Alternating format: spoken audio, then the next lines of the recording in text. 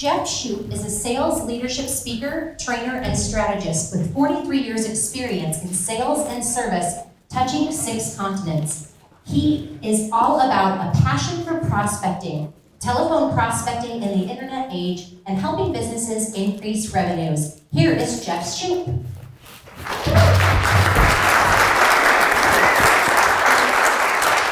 Hello, NSA!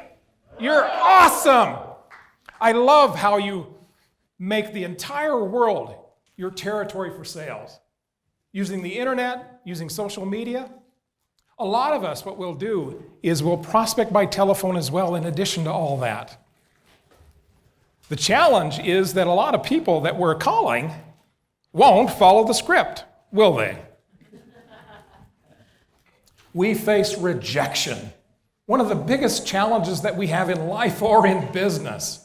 Believe me, I know. Let me take you back to 1976 in California. At Newbury Park High School, they called me Stoneface.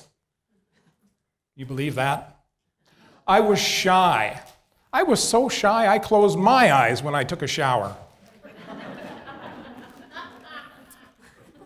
You're going to put a guy like that in sales. But I wanted to change. I wanted to grow. So I took advantage of a desperate salesman, a desperate sales manager.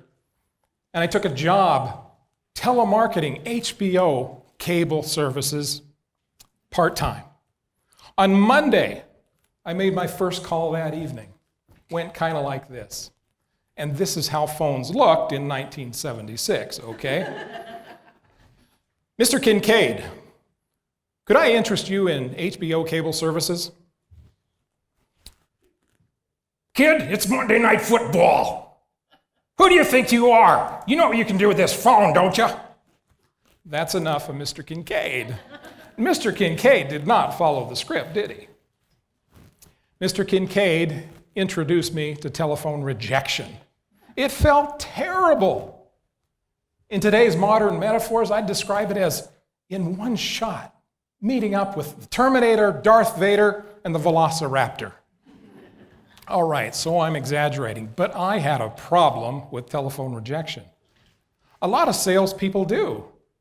Selling Power magazine did a study, a survey, and found that 48.1% of salespeople that they talked to admitted that they had a fear of telephone prospecting.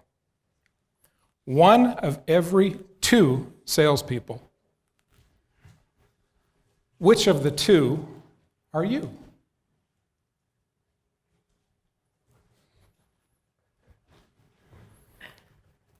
I had challenges with prospecting. I wrestled it for years until finally a sales manager said to me, Jeff, you're fired. Yeah, he sounded a bit like Kermit, didn't he? I was mad. I went to my friend Don. Don said to me, Jeff, focusing on rejection paralyzes prospecting. Like strikeouts in baseball, it's just part of the sales game, though. Get over it. Focus on the hits and get a passion for prospecting. Have you ever had one of those defining moments where you knew in your heart you had to change, you couldn't do the same thing you were doing? I had allowed rejection to stop me, and I knew I had to change.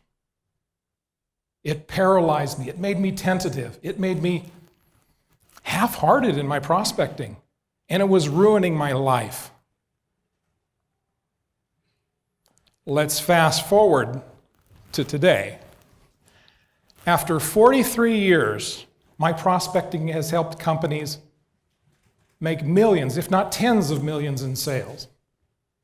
With one company, as a team, we took the company from $6 million in sales the first year, annual sales, to 36 in 3 years. It was fantastic. I've been asked to manage sales and service relationships on 6 continents. train perhaps hundreds of sales, customer service, technical support staff, as well as resellers. Do you have a challenge with rejection? If I can go from stone face to that, you can do anything. Focus on the hits. Get a passion for prospecting. When I just made a couple of changes like Don suggested, change my focus, I found that I could do better. I would prepare for the calls. I felt more confident, smoother, and I got more success. For example, here's a few tips. One is get the intel. In this day and age, business-to-business cold calling is dead. With the internet available, the tools, LinkedIn, Google, you can find information that will warm up a cold call. It's a very simple concept. It worked wonderfully for me. Secondly, the 8-second rule. You take those nuggets of relevant business information and you make that the attention getter. It's about them. Get their attention. And thirdly, offer yourself as a resource. I wasn't after one-shot deals. I was after farming relationships, offering myself as a resource to help them achieve their goals. You couple that with social networking today, and you're doing a marvelous job at prospecting. Prospecting is tough, but the more we do the tough stuff, the easier it gets. What if you made prospecting your superpower? How would it change your life?